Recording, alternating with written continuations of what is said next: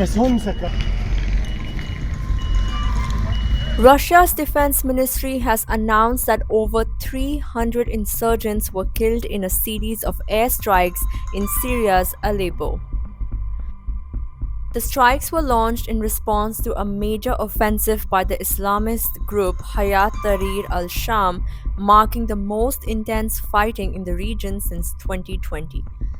The insurgents seized control of the city airport and the city of Marat al-Numan in Idlib province, expanding their territorial hold.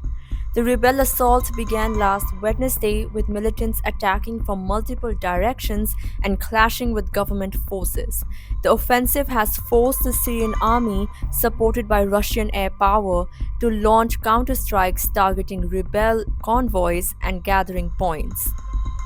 The situation has also drawn attention to the wider geopolitical tensions in the region, particularly amid ongoing conflicts in Gaza and Lebanon. As battles continue, Syrian President Bashar al Assad, a key Russian ally, has remained in Moscow during the crisis. International reactions have varied, with Iran accusing the US and Israel of orchestrating the rebel offensive, while the US has denied any involvement, urging de escalation instead. The conflict raises concerns of a broader escalation in West Asia's volatile landscape.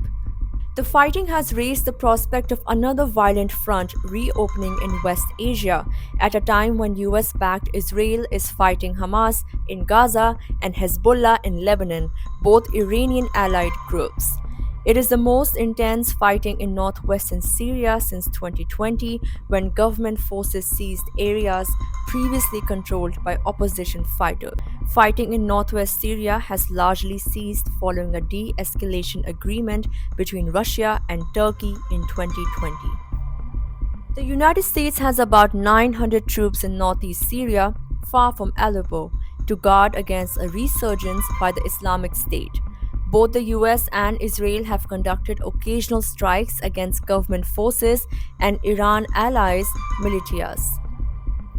However, Washington has denied involvement in the ongoing rebel offensive in Aleppo.